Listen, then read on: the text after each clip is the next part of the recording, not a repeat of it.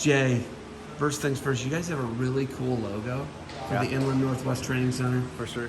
You guys, first off, where is the Inland Northwest Training Center out of? So out of Spokane, Washington, and our training center is actually run out of Gonzaga Prep High School.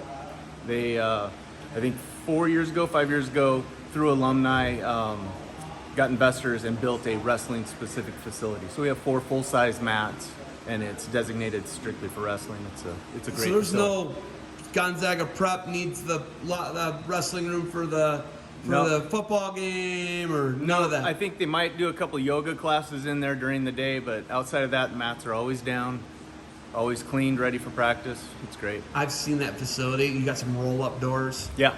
It is a beautiful Yeah, facility. It's unique. It's massive. It's one of the best facilities out here in the Pacific Northwest. As far as we know, without question. for sure. I mean, it's unreal. Yeah, for sure. So when you have a facility like that, you got a population base. That's the biggest thing in the West. Yeah. You guys got to travel, and Yeah. people battle against. There's not a population of people to compete against, right? Right.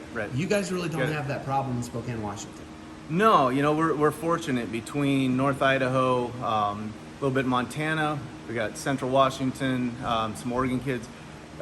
During the freestyle Greco seasons, especially when we run it as a training center, we get some good hammers, West Coast hammers, and it's a matter of getting the kids in, training hard, and iron sharpens iron. So you'll get nights where we'll have 4 state champs from 4 different states wrestling in one group. It's amazing. So Kevin's facility is it's like kind of a apples to oranges to compare you guys, because this is like just completely different. Mm-hmm. You're not really set up to do camps. You probably could. Yeah, we could. We've done some clinics and stuff, Yeah. but we don't really run camps. That's Kevin's gig, and Kevin's been wonderful for INWTC. He's one of our coaches. Will come in and run some like elite practices and things, and so it's phenomenal. We've got a great coaching staff. You guys have a really good setup. I like that when I look at that. But what do you think, obviously, what is the goals, mission statements of Inland Northwest? What do you guys want kids to get out of it? So, Brian Owen, the director, started INWTC in a building similar to what's behind us here. And then we progressed. We had a couple facilities, and then, kind of adopted Gonzaga Prep's building and leased that from them for our club and our training center. His overriding goal is to, number one, get more kids wrestling at the younger ages and get kids in college wrestling. That's really the goal. That's the training center side of it is getting these kids to a level, taking them to tournaments, seeking out talent, traveling across the country, not only representing our training center, but getting these guys seen by D1 coaches, D2, D3, doesn't matter. We want kids wrestling in college. So we spend a lot of time, obviously hard technique, hard wrestling, but talking to them about being good people, what's recruitable, getting the grades. Schools aren't going to take risks, right? They might have the most amazing talent, but if you don't have the grades or you're not a reputable person, so we talk to them about that and we work on those things. So the goal is to get more college wrestlers. That's rewarding. What's your background as far as wrestling? Did you wrestle in high school? Are you? I did. I wrestled through high school. I wasn't a great wrestler. I was a varsity wrestler, but I wasn't a state champ or anything like that. But I loved it, and I actually found that I was probably better at coaching than doing. And that sounds weird, but I'm better at observing and parroting, if you will. I'm a good parrot. I see what Kevin says, and I can see it, and then I go help some kid do it.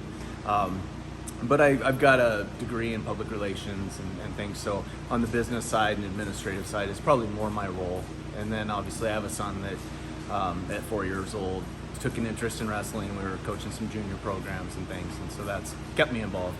Okay, I got a 5 and a 3-year-old, 2 boys. Yeah.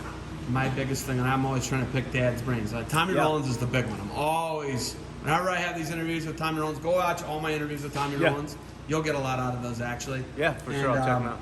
I'm always picking brains, though. I'm always want to know what you do. How do I keep my kids, 5 and 3-year-old boys, got a lot of energy. Yep. They love wrestling. Right. Is creating a positive association with wrestling the way to get them to want to have to grow to love wrestling? It is, and this interview could probably be followed up with my kid, and he'll give you an opposite answer, or give his perspective. But we've had our bumps along the way.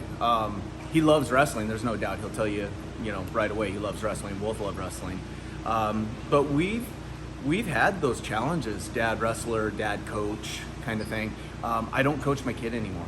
I'm in his corner as support, but I'm not the voice he hears anymore. He's gotten to a level that he needs, number one, better coaches, but he needs another voice, because we got to go home together, right? We got to be father and son, and I want us both to continue loving wrestling, and that doesn't always work. So I guess I would say to somebody that's got younger kids is keep the positive energy, let them have fun, and don't ride them like crazy.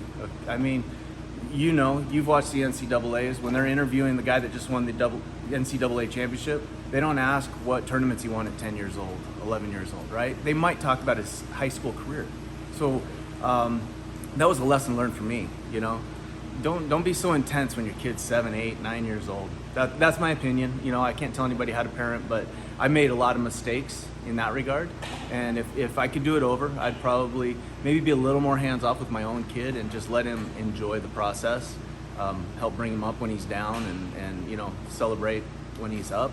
But I spend a lot of time at tournaments, and I see a lot of dads, pretty hard on some of these young kids, and you worry that maybe that's going to steer them away from wrestling. So I would just say keep it positive and keep the fun involved. Just like Legend was saying, you got to have fun every day doing it.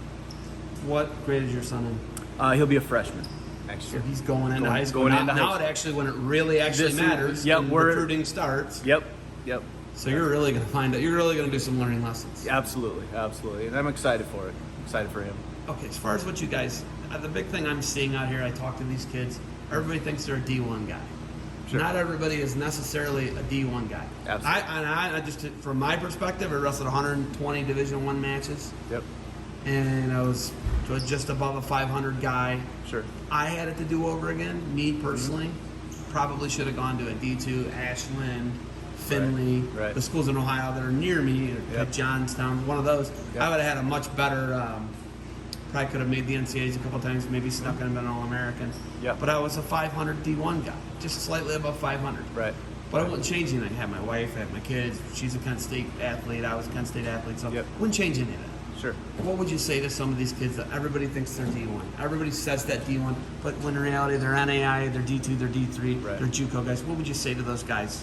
I would say probably first and foremost is you got to be honest with yourself. I would say put in D1 work. There's nothing wrong with having D1 goals, but be honest with yourself. What's going to give you the best experience? At the end of the day, whatever level you're at, whether you end at your high school or you end at college, the one thing that's true is we're all ex-wrestlers at the end of the day.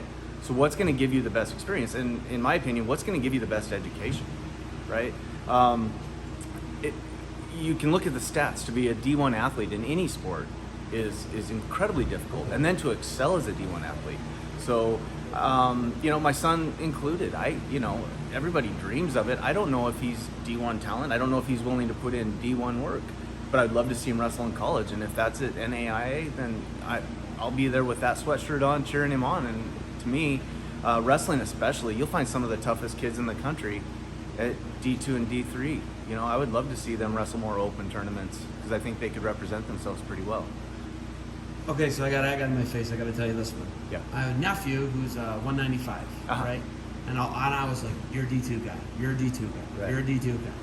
Well, then he had a great season this year as a senior. Right. He lost his junior year to COVID. He won the districts, and he was really starting to surge. But my thing with him was, "You're D2." Sure. He was like, "I think I'm better than you're saying I am." Right. He goes 48-0 this year, pins 40 guys. Right. All of a sudden, he's a top 200, top 300 recruit in the country. He's got something better in his mind. So sometimes kids can go their own route, right? Absolutely. So he's going to App State. Yeah. One of my nephews a coach, other nephews a coach. So it's like sometimes someone like me, I can be wrong. Yeah. It's okay to be wrong, but if that kid believes it, they're probably going to go and they're going to succeed. Yeah, absolutely. Yeah, absolutely. I mean, I'm just trying to I made a mistake.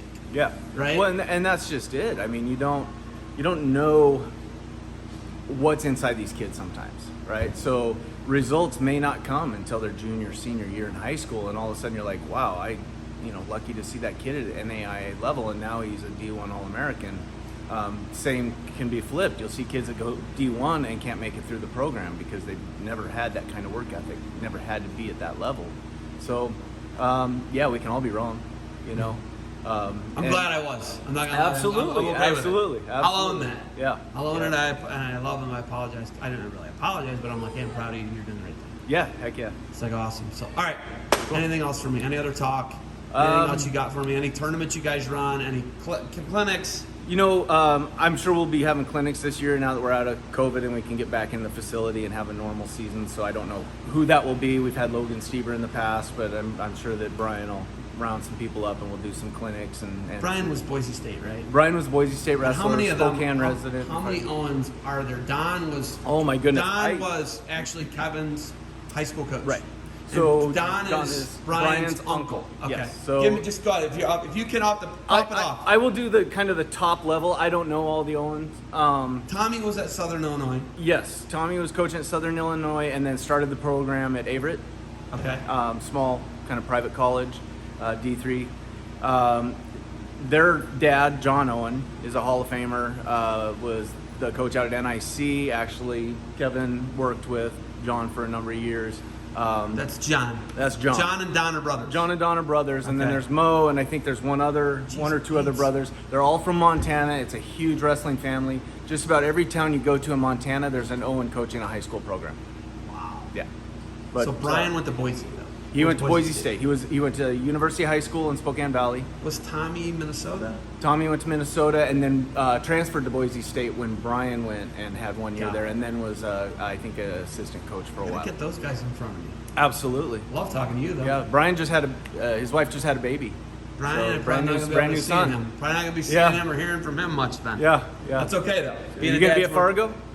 I don't think Fargo's in the future. Okay. It's right at the end of vacation, so. Well, we got to invite you back out then. Awesome. You got to come back out, check it out.